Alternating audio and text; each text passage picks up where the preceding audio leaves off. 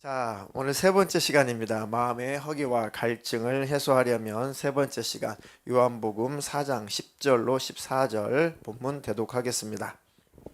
예수께서 대답하여 이르시되 내가 만일 하나님의 선물과 또 내게 물 좀 달라 하는 이가 누구인 줄 알았더라면 내가 그에게 구하였을 것이요 그가 생수를 내게 주었으리라. 여자가 이르되 주여 물기를 그릇도 없고 이 우물은 깊은데 어디서 당신이 그 생수를 얻겠사옵나이까. 우리 조상 야곱이 이 우물을 우리에게 주셨고 또 여기서 자기와 자기 아들들과 짐승이 다 마셨는데 당신이 야곱보다 더 크니이까. 예수께서 대답하여 이르시되 이 물을 마시는 자마다 다시 목마르려니와 내가 주는 물을 마시는 자는 영원히 목마르지 아니하리니 내가 주는 물은 그 속에서 영생하도록 솟아나는 샘물이 되리라. 아멘. 아멘. 아멘. 네, 오늘 세 번째 시간입니다. 마음의 허기와 갈증을 해소하려면 세 번째 시간. 인간은 가끔 또 왜 자주 마음의 허기와 갈증을 느끼고 그것 때문에 괴로워하고 고통을 겪을까? 그것은 마음 주머니가 구멍이 났기 때문에 그렇다. 구멍난 마음 주머니. 그러니까 무엇이 내 마음 주머니를 뚫어버려서 구멍이 나서 그렇게도 허전하고 또 허무하고 고독하고 외롭고 잘 채워지지 않는가? 자, 첫 번째는 인류가 하나님을 떠나 타락한 이후에 제일 큰 마음의 구멍이 뚫려 버렸습니다. 누구나 다 할 것 없이. 그 이후로 평강이 없으니까 삶이 평안하지 않고, 평안하지 않으면 사람과의 관계 속에서 평화롭게 지내지 못합니다. 그러니까 하나님을 떠난 인류는 기본적으로 가슴이 뻥 뚫려 있습니다. 근데 어리석게도 사람들은 하나님으로 그 뚫린 가슴을 채워야 되는데 하나님의 살아계심도 믿지 않고 또 하나님을 소개해도 받아들이지 않고, 그러니까 근본적으로 뚫린 가슴이 채워지지 않으니까 세상 것으로 팍 채워보려고 몸부림을 치는 인생들이죠. 그러니까 세상 사람들이 사는 모습은 마치 신기루를 쫓아가는, 그러니까 뜬구름을 잡으려는 것처럼, 무지개를 잡으려고 쫓아다니는 것처럼 행복이라고 하는 것을 막 찾아 헤매는 모습이죠. 행복 찾기, 행복을 찾아 헤맨다. 근데 그 행복을 채워주실 분은 우리 하나님밖에 없습니다. 근데 그렇지 못하고 세상 것으로 채워보려고 세상의 육체의 즐거운 것들을 또 돈, 명예 이런 것들로 세상 것들로 막 채우려고 하면 할수록 신기하게 더 큰 구멍이 뚫려 버리더라 이거죠. 그러니까 최고로 올라간 사람들 중에 최고의 인기, 최고의 권력, 최고의 어떤 지식, 이런 어느 정도 경지에 올라가는 사람들이 굉장히 허무합니다. 쾌락을 즐기다가 더 가슴에 구멍이 크게 뚫리니까 자살로 생을 마감하는 사람들도 여럿 있죠. 참 안타까운 현실입니다. 자, 우리 지난주에 주일 오전, 오후에도 그 마음의 갈증과 허기를 해결하려면 구멍난 마음 주머니는 오직 예수님으로만 채워질 수 있다. 메워질 수 있다. 그래서 예수님 말씀에 내 살을 먹고 내 피를 마시는 자는 영생을 가졌고 마지막 날에 내가 그를 다시 살리리니 내 살은 참된 양식이요 내 피는 참된 음료로다. 내 살을 먹고 내 피를 마시는 자는 내 안에 거하고 나도 그의 안에 거하나니 살아계신 아버지께서 나를 보내심에 내가 아버지로 말미암아 사는 것 같이 나를 먹는 그 사람도 나로 말미암아 살리라. 자, 이미 예수님 안에 들어와 있는 우리는 이제 항상 예수님과 친밀한 삶을 살아서 이제 마음이 부패하지 않도록 해야 된다. 자, 그리고 내 마음의 갈증과 허기를 적극적으로 해결하려면은 제일 고급스러운 것은 섬김과 봉사, 사랑 이런 거라고 했습니다. 주 예수님의 이름으로 섬기고 주 예수님의 이름으로 봉사하고 주 예수님의 이름으로 사랑할 때, 그러니까 이웃을 돌보는 그 돌봄의 행위를 통해서 나의 빈 가슴이 다 채워진다. 때로는 물질적인 것을 통해서 때로는 영적인 것을 공급해 줄 때 오히려 반대로 내가 손해 보는 것 같은데 내 영혼 육의 모든 공허한 것들이 다 채워진다. 자, 그래서 우리는 부자로 살기보다 청지기로 살아라. 거기까지 말씀을 드렸습니다. 자, 오늘은 사람의 가슴이 뻥 뚫린 제일 큰 원인은 하나님과 관계가 단절이 돼서 그런데, 그러면 그 하나님으로 채우면 되는구나. 그런데 예수 믿는 우리라고, 성령 받은 우리라고, 예배하고 기도한 우리라고 항상 마음이 충만하게 그 사랑으로 채워져서 사느냐? 또 그것도 아닙니다. 자주 그 가슴이 또 구멍 나는 게 문제죠. 하나님을 만났지만 이제 우리는 하루 24시간 중에 잠자는 시간 빼고 거의 대인관계를 하고 살아요. 가족이 되었든 뭐 직장 동료가 되었든 누가 됐든 우리 잠자는 시간만 빼고 사람과 관계하며 사는 겁니다. 그러니까 하나님과의 관계가 두절되어서 뚫린 가슴은 이제 채워졌는데 또 내 가슴을 누가 뚫어버리느냐? 안타깝게도 함께 사는 가족들, 친족들, 이웃들, 때로는 그렇게 친한 친구들, 직장 동료들, 상사들, 뭐 후배들, 선후배들, 어쨌든 사람들과 관계 속에서 그 관계를 떠나서 살 수 없는 우리, 그 관계 속에서 우리는 또 마음의 아픔과 상처 때문에 또 구멍이 뚫리는 거죠. 그것이 구멍이 뚫리면 또 하나님과 관계도 또 막히게 되는 거고. 그래서 사람은 하나님과 관계가 잘못되면 구멍이 뚫리고 사람과의 관계가 잘못되면 또 구멍이 뚫리는구나. 이 두 가지를 다 해결할 수 있어야 됩니다. 자, 행복의 반대말은 사전적인 의미로 뭘까요? 행복의 반대. 당연히 불행이겠죠. 불행. 불행. 그럼 이 불행을 가져다 주는 것은 뭘까요? 욕심이죠. 맞아요. 욕심. 자, 욕심이 불행을 가져다 주는데 그 욕심 자체가 불행을 가져다 주는다기보다도 욕심이 있기 때문에 항상 마음에 뭐가 없어요? 만족이 없는 거죠. 불만이죠. 불만. 만족이 없다. 불만. 사람 불만이 있기 때문에 행복하지 못합니다. 그러니까 행복의 반대는 불행인데 그 불행을 가져다 주는 건 욕심인데 그 욕심이 있기 때문에 마음에 만족이 없어요. 그게 불만이죠. 만족하지 않다는 겁니다. 그러니까 욕심이죠, 사실은. 나는 힘들어, 나는 너무 외로워, 나는 너무 고독해. 그래도 이렇게 나는 외롭고 힘들고 나는 어떻고 그러면 사람들이 막 도와주려고 하죠. 근데 어느 정도 도와줄 때 빨리 벗어나고 일어나면은 좋으련만, 그렇지 못하게 되면 그나마 도와주고 위로하려고 온 사람들마저도 다 떠나버립니다. 더 고독하고 더 외롭고 가슴은 더 구멍이 뚫려버리는 거죠. 자, 그리고 우리 마음속에 이 욕심, 탐심. 자, 욕심의 기준은 지난주에 말씀드렸습니다. 하나님과의 관계 속에서, 자, 성경적으로 영적으로 욕심의 기준은 뭐라고요? 하나님과 나와 관계를 멀어지게 하는 모든 선택, 모든 행동, 모든 삶, 이게 바로 욕심입니다. 사람마다 다 기준이 다르겠죠.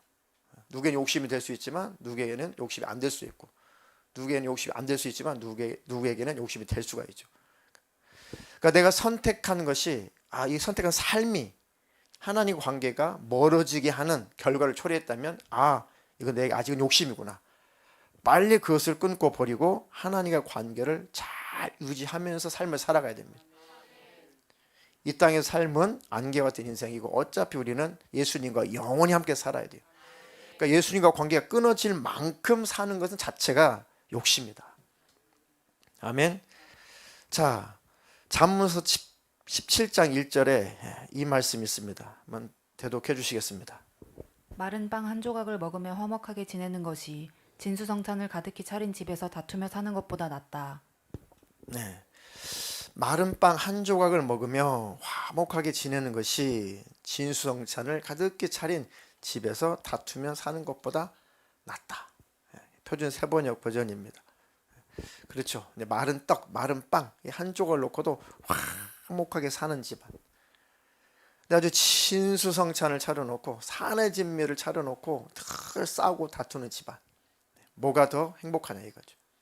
그러니까 행복이라고 하는 것이 사람이기 때문에 물질적인 거, 환경적인 거 지배를 받긴 해요. 근데 사실 행복감이라고 하는 것은 마음으로 느끼는 거니까. 사람의 마음에 불만이 있으면, 만족하지 못하면 늘 싸우고 다투는 겁니다. 우리가 그리스도인의 삶의 강령, 행복한 가정의 법칙 매주마다 우리 같이 읽잖아요. 그 중에 행복한 가정의 법칙이 뭡니까? 남편들아 아내 사랑해라. 아내들아 남편을 존경해라. 자녀들은 부모를 공경해라. 부모는 자녀들을 상처 주지 마라. 그러니까 각자 자기 것만 하면 되는데 항상 우리는 다른 사람의 것을 계산하기가 쉽다는 거죠. 너는 왜 이렇게 안 해? 너는 왜? 당신은? 부모님은? 너희들은? 그러니까 자꾸 그렇게 하다 보니까 서로 다툼이 끊어지지 않는 거죠. 각자 누구 것만 하면 된다고요? 각자 내 것만 하면 된다. 자, 행복을 위해서, 행복한 삶을 위해서 크게 세 가지 습관이 있습니다. 첫 번째는 좋은 생각을 선택하는 습관. 자, 첫 번째 좋은 생각을 선택하는 습관. 시작. 좋은 생각을 선택하는 습관. 가만히 생각해 보니까 정말 맞습니다. 생각이라고 하는 것이 그냥 무방비 상태로 내가 당하는 것 같은데 가만 봤더니 내가 그것을 잡고 있는 거죠. 그걸 선택하는 겁니다.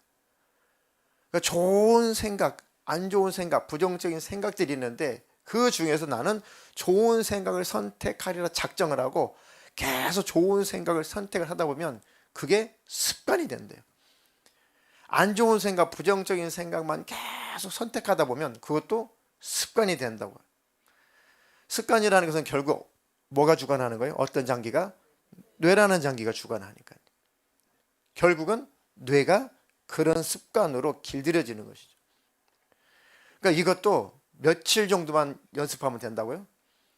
21일만 연습하면 뇌가 바뀌는 거죠. 그러면 약 석 달간만 유지를 하게 되면은 완전히 체질이 바뀐대. 자, 두 번째가 좋은 감정을 선택하는 습관. 감정도 선택이에요, 선택. 그죠? 감정들이 많이 있네. 좋은 감정도 있고 나쁜 감정도 있는데 그 감정들 중에 내가 좋은 감정을 선택하리라 작정하면 계속 좋은 감정만 선택하는 습관이 된다는 거죠. 이것은 우리가 기도하지만 인위적으로 열심히 사람이기 때문에 노력해야 되는 부분이기도 해요. 이해가 되시죠?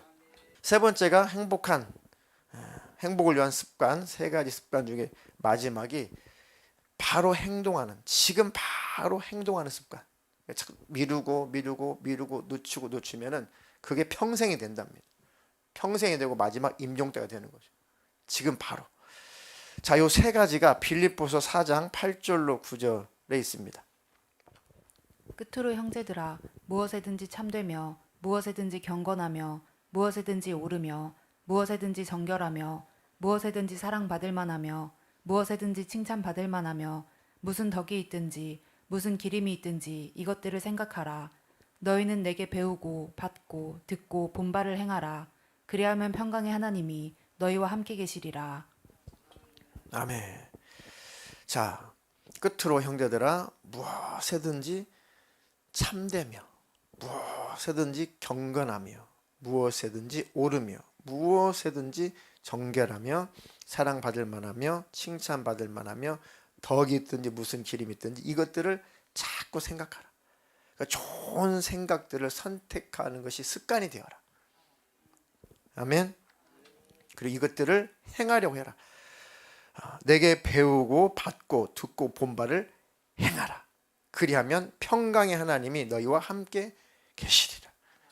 그래야지만이 하나님의 평강이 우리 안에 임한다는 것입니다. 아멘. 이제 좋은 생각을 뭐하라? 좋은 생각을 선택하는 습관을 가져야겠다. 두 번째는 좋은 감정을 선택하는 습관을 가져야겠다. 좋은 것을 행동하는 습관을 가져야겠다. 미루지 말고.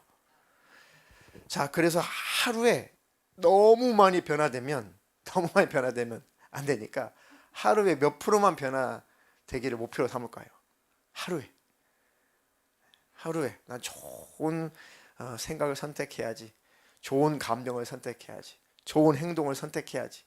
미루지 말고. 자, 하루에 몇 퍼센트 정도만 도전하면 좋을까요? 10%? 예, 10%. 저는 불가능해요. 저는 0.01%만 선택할게요. 대신에 매일 꾸준히 하루도 빠짐없이. 그럼 1년이면 몇 프로가 바뀌는 거예요, 내가? 36.5%가 바뀌는 거죠. 365일이니까. 3년이면요? 109.5%가 바뀌니까 100%가 훨씬 넘어가는 거죠. 3년이면 완전 모든 사람이 3년이면 완전히 바뀔 수 있답니다. 근데 뭐가 없어요? 우리에게 그럴 만한 에너지가 없는 거죠. 그래서 그 에너지는 누가 줘요? 아무리 뭐 상담학자 어떻고 심리학자 어떻고 이건 다 이론이에요. 이것을 행하시는 분은 하나님이시더라 이거죠. 그것을 말씀드리고 싶은 겁니다. 이론은 너무 많아요. 너무너무 좋은 이론도 많고 너무 대책도 많이 세워놨습니다. 근데 실제 그렇게 사는 사람이 있냐 이거죠. 그렇게 행할 수 있는 힘, 에너지를 주시는 분은 하나님밖에 없더라고요. 그러니까 그런 류의 책들은 사실은 결론은 우리 노력으로 끝나요. 노력 안 하면 안 된다는 결론이죠. 근데 그 노력하는 사람도 몇 프로나 되겠냐고요. 이런 책들은 아주 다들 베스트셀러예요. 근데 그렇게 실행하는 사람들은 거의 없다는 게 문제죠. 근데 우리는 너무 유리한 게 하나님께 기도하고 하나님이 힘 주시면 되는 거죠.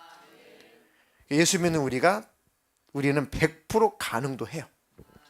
하기만 하면. 왜요? 너희 노력으로 해라 라는 이 전문가들의 조언도 참 귀하지만 우리는 하나님이 힘 주신다. 그 하나님을 의지하자. 그 하나님께 간구하자. 그 하나님 나를 새롭게 하신다.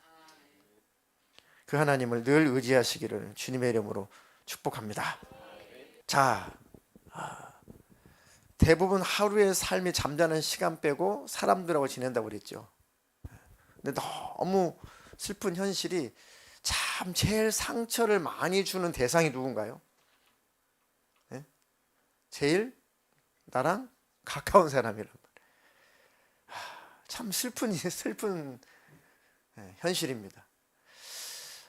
왜 나랑 가장 가까운 사람 때문에 나는 상처를 받고 힘들어야 될까? 부모와 자식, 남편과 아내, 형제 자매, 뭐 교우, 친구들. 그러니까 가까이 살고 가까이 지내다 보면은 더 많이 부딪힐 수밖에 없죠. 더 행복하기도 하지만 그 사람 때문에 불행하기도 하고 상처를 주기도 하고 받기도 한다는 거죠. 그래서 결국은 하나님의 관계가 해결된 사람은 이제 우리는 예수님 안에서 사람과의 관계가 또한 잘 되어야 됩니다. 세 가지 이 화살을 맞는 사람들 중에 세 가지 부류가 있습니다. 자, 첫 번째 부류는 날아오는 화살을 탁 맞고 피가 철철 흘러서 피 흘리면서 죽어가는 사람. 두 번째 부류는 화살을 탁 맞았음에도 불구하고 피 한 방울도 안 흘리는 사람.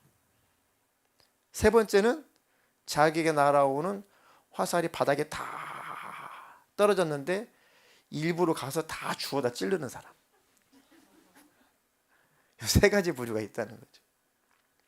첫 번째 부류는 마음의 근육이 없어서 누가 조그마한 말을 해도 다 상처를 받아요. 피가 철철 흘러서 곧 죽을 지경이에요. 어떤 사람은 아무리 화살을 맞아도 까딱도 안 해요. 왜요? 마음 근육이 튼튼해서 그것이 방탄조끼처럼 마음 근육이 튼튼해가지고 누가 무슨 소리를 하고 무슨 말을 하고 무슨 행동을 해도 전혀 마음에 상처를 안 입는 사람. 제일 심각한 사람은 자기에게 직접 쏜 화살도 아닌데 자기에게 직접 쏜 화살도 아니라 다 화살이 주위에 널려져 있는데 쫓아가면서 다 집어다가 자기 가슴에 꽂고 아이고 죽겠네 하고 죽는 사람. 제일 멘탈이 약한 사람, 제일 심각한 사람. 그런 사람들은 왜 나만 무시해? 나는 왜 그럴까? 나는 왜 힘들까? 나는 왜 외로울까? 나는 인생이 왜 이럴까? 이렇게 안 풀릴까? 하면서 스스로 생각의 질에 공격받고 자기 생각에 공격받아서 스스로 죽어간다는 거죠. 자, 이 모든 것을 해결하실 분은 예수밖에 없습니다. 에베소서 6장 14절로 18절 대독해 주시겠습니다. 그런즉 서서 진리로 너희 허리띠를 띠고 의의 호심경을 붙이고 평안의 복음이 준비한 것으로 신을 신고 모든 것 위에 믿음의 방패를 가지고 이로써 능히 악한 자의 모든 불화살을 소멸하고 구원의 투구와 성령의 검 곧 하나님의 말씀을 가지라. 모든 기도와 간구를 하되 항상 성령 안에서 기도하고 이를 위하여 깨어 구하기를 항상 힘쓰며 여러 성도를 위하여 구하라. 아멘. 하나님의 전신갑주로 완전 무장하는 수밖에 없습니다. 어차피 우리는 천국 갈 때까지 사람들과 함께 더불어 살아야 돼요. 그러니까 완전하게 하나님의 것으로 무장하십시오. 그러니까 하나님 외에는 우리를 무장시켜 주실 분은 아무도 없습니다. 그 진리의 허리띠를 띠고 의의 호심경을 붙이고 평안의 복음이 준비한 것으로 신을 신고 모든 것 위에 믿음의 방패를 가져서 악한 자의 모든 무엇을 소멸하고 불화살을 다 방패로 믿음의 방패로 불화살을 다 소멸하고 다 막아내고 구원의 투구 그다음에 성령의 검 곧 뭐예요? 성령의 검은 하나님의 말씀을 가지라. 그래서 모든 것은 기도와 간구로 하되 항상 성령 안에서 기도하고 이를 위하여 깨어 구하기를 항상 힘쓰며 여러 성도를 위해서 구하라. 이렇게 하나님의 것으로 완전 무장해야 우리는 그나마 세상을 이길 수 있고 사람과의 관계 속에서 우리는 상처받지 않고 행복을 영위하며 살 수가 있습니다. 아멘. 그런 저와 여러분 되기를 축복합니다. 자, 나에게 상처를 주는 사람들의 말은 대부분 다 사실이 아니에요. 나에게 상처를 주는 사람의 말은 다 화풀이용이고 그냥 비난하려고 하는 것이지 그 속에 몇 프로가 진실은 아니에요. 진실은 몇 프로 안 됩니다. 거의 90 몇 프로는 다 그냥 비난하려고 화풀이하려고 내뱉는 말들이지 그 중에 내게 해당되는 것은 몇 프로 되지 않습니다. 근데 몇 프로 되지 않은 그것을 다 가지고 자기 가슴에다 계속 화살을 꽂아가지고 어떻게 이럴 수가 있어, 어떻게 이런 말 할 수가 있어, 계속 자기를 상해하는 거죠. 자기 가슴에 꽂는 거죠. 스스로 죽는 겁니다. 어찌보면 그것도 영적인 자살 행위나 비슷해요. 그게 다 악한 행위, 마귀라는 놈이 속여서 그런 겁니다. 그는 어리석은 짓을 절대 하지 마시고 하나님 내게 지혜를 주십시오. 그 중에서 나에게 해당되는 부분만 잘 찾으면 돼요. 듣고 보니까 전혀 사실에 근거가 없는 건 아니네. 그래도 그 몇 가지는 몇 프로는 참 내가 인정할 만한 것이 있긴 있구나. 그러면 땡큐죠. 그러면 오케이죠. 그러면 나는 그것만 바꾸면 되지. 그것만 앞으로 실수 안 하면 되지. 대부분 가짜이고 비난할 목적으로 상처 줄 목적으로 내뱉는 그 말에 그 화살을 다 갖다 꼽지 말고 그 중에 몇 개는 사실 맞다. 그 내가 인정할 만하네.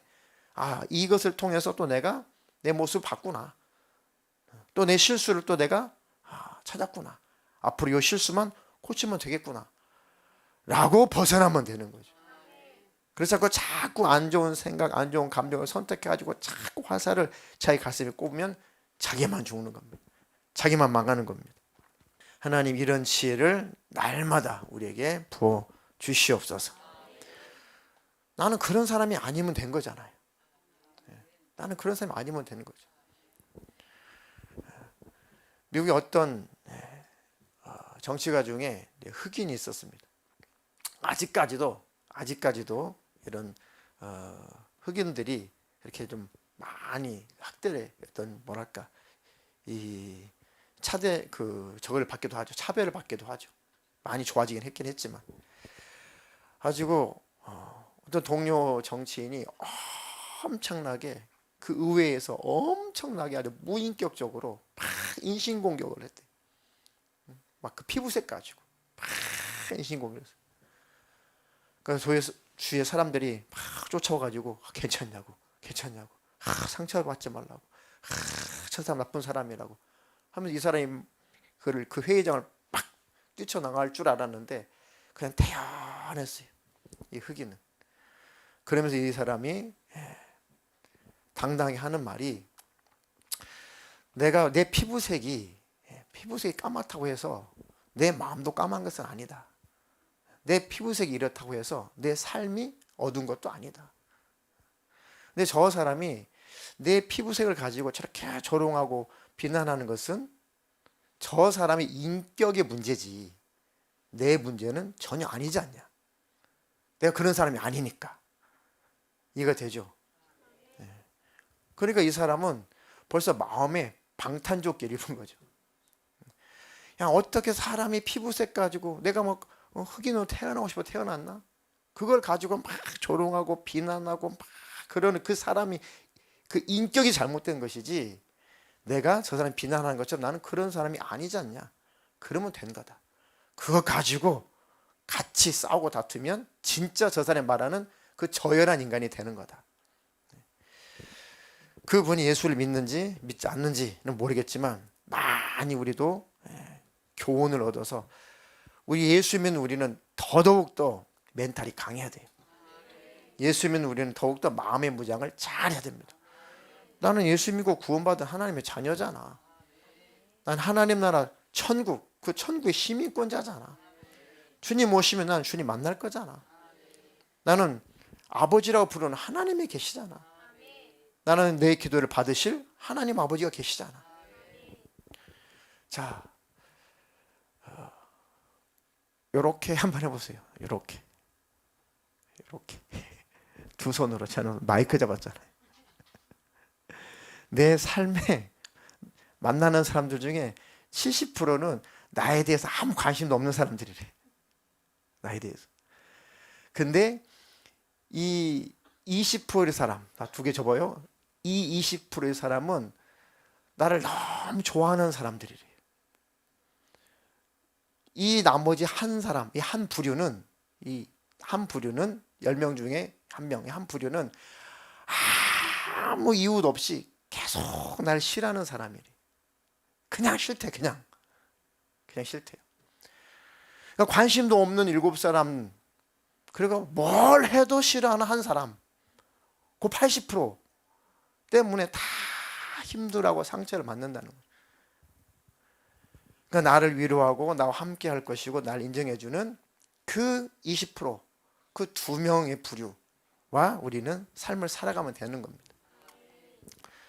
거기에다가 예수 믿는 우리는 예수님과 함께 그 나머지 70%도 예수 그리스도를 전해서 그 사랑으로 녹여내면 되는 것이죠. 아멘. 그러니까 예수 믿는 사람들은 최고의 능력과 최고의 무게를 장착하고 있는 겁니다. 자, 마지막으로 요한복음 20장 25절로 27절 읽겠습니다. 다른 제자들이 그에게 이르되 우리가 주를 보았노라 하니 도마가 이르되 내가 그의 손에 못자국을 보며 내 손가락을 그 못자국에 넣으며 내 손을 그 옆구리에 넣어보지 않고는 믿지 아니하겠노라 하니라.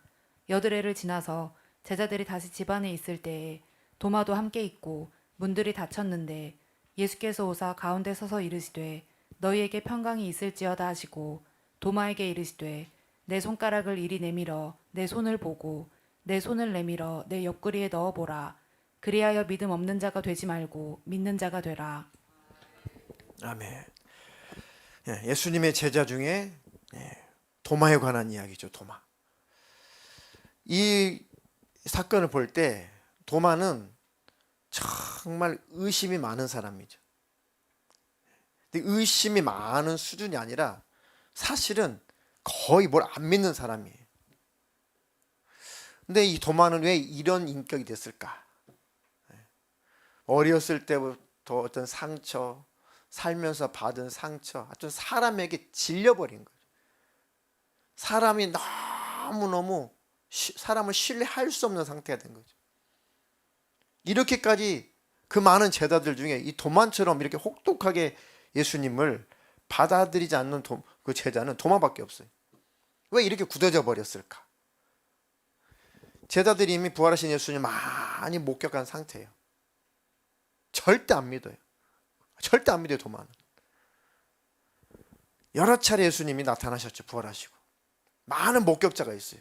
도마 절대 안 믿습니다. 어떻게 이런 인격으로 도마는 만들어졌을까? 굉장히 많은 상처를 안고 살아온 사람이에요. 예수님께서 그를 탓하지 않고 도마에게 나타나시죠. 호련히 나타나시죠. 도마가 말한 대로 내가 예수님의 손에 못자국을 보고 손가락을 그 못자국에 넣어보고 보는 것으로 만족이 안 돼. 내가 손가락을 그 못자국 속에 넣어봐야 돼. 내 손을 그 옆구리에 넣어보지 않고는 내가 믿지 않겠다.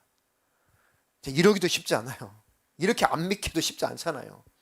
근데 도마가 어떻게 자랐길래, 어떻게 사람들과 혹독한 관계를 가졌길래 이렇게 마음이 굳어져 버렸을까? 사람과의 관계도 아프고 상처받고 사람과 관계 다 가로막혀 있으면 하나님과도 막혀요. 하나님도 안 믿습니다. 신기하죠. 그러니까 사람 때문에 마음이 굳어졌는데 그게 하나님과 관계가 직결돼요. 사람이라는 게. 사람과 실컷 다투고 나면 하나님께 예배하는 게 쉽지 않죠. 기도도 잘 안 되고 마음이 어두워져서. 그러니까 도마는 이렇게 마음이 딱딱하게 굳어져 있어요. 일부러 도마가 있을 때 예수님께서 다시 나타났죠. 한 8일쯤 지나서 제자들이 다시 집에 있을 때 도마도 그때는 함께 있었다. 문들이 다 닫혔는데 예수님께서 호련히 나타나시더니 너희에게 평강이 있을지어다. 도마에게 예수님 말씀하시기를 그래 네가 말한 대로 네 손가락을 이리 내밀어 내 손을 한번 넣어봐라. 네 손을 내밀어 내 옆구리 한번 넣어봐라. 그리하여 믿음 없는 자가 되지 말고 믿는 자가 되라. 도마가 뭐라고 고백해요? 주는 그리스도십니다. 주님은 나의 정말 하나님이십니다. 라고 도마가 다 무릎 꿇죠. 그 순간 도마의 그 마음속에 딱딱해진 것, 굳어진 것 다 풀어집니다. 그 의심 다 사라져. 우리 예수님은 그렇게라도 해서 마음을 녹여주시는 분이에요. 그 믿지 않는 딱딱하게 굳어져 버린 철저하게 철통처럼 닫아버린 도마의 그 마음 예수님이 활짝 열어주시는 거예요. 예수님 손가락에 도마가 자기 손가락을 쭉 찔러서 넣었을 때 어떤 느낌이었을까요? 어떤 느낌이었을까요? 그러니까 도마의 가슴에도 뻥뻥 구멍이 뚫려 있을 거란 말이죠. 그 도마가 정말 주님이십니까? 라고 자기 손가락을 구멍 나버린 뚫려버린 예수님의 손가락에다 집어넣었어요. 쭉 집어넣었어요. 그 느낌이 어땠을까? 주님, 나 때문에 이렇게 손바닥이 뚫려버리셨군요. 나의 죄악의 문제를 해결하시려고. 예수님의 옆구리를 쭉 넣어서 그 옆구리에 손이 쭉 들어갔을 때 도마에 그 손에 느껴지는 그 느낌은 어땠을까? 예수님 옆구리가 뚫려버린 것은 뚫려버린 이 가슴을 메꿔주시려고 예수님이 대신 뚫리셨군요. 죄악으로 말미암아 사람과의 관계 속에서 실망해서 다 굳어져 버리고 또 뻥 뚫려버린 내 가슴을 예수님이 채워주시려고 예수님 대신 옆구리가 뚫리셨군요. 다 해결되고 도마가 무릎을 딱 꿇습니다. 정말 주님은 하나님이십니다. 정말 그리스도십니다. 그리고 도마는 그 뒤에 역사가 이하면은 목숨을 걸고 그 예수만 전했다는 거죠. 완전히 다 치유가 된 겁니다. 아무리 마음에 딱딱하게 굳었어도 아무리 가슴에 큰 구멍에 뚫렸어도 예수님이면 해결됩니다. 많은 학자들의 그런 내용들이 많은 도움이 되긴 해요. 그러나 예수 믿는 우리는 예수님께서 우리를 해결해 주시는 겁니다. 아멘. 그 예수님 우리가 믿음으로 그 손가락에 뚫린 손가락에 한번 집어넣고 뚫려버린 그 옆구리에 내 손가락을 집어넣고 한번 영적으로 느껴보세요. 주님이 나 때문에 뚫리셨구나. 옆구리가 뚫리시고 손이 다 뚫리셨구나. 그 예수님의 사랑이 내 안에 가득 채워지면 어떤 마음의 구멍도 다 메꿔질 겁니다. 아무리 딱딱한 가슴도 다 부들부들 다 녹아질 겁니다. 그 예수님은 오늘도 기도하며 갈망할 때 그 예수님이 꼭 만나 주실 것입니다.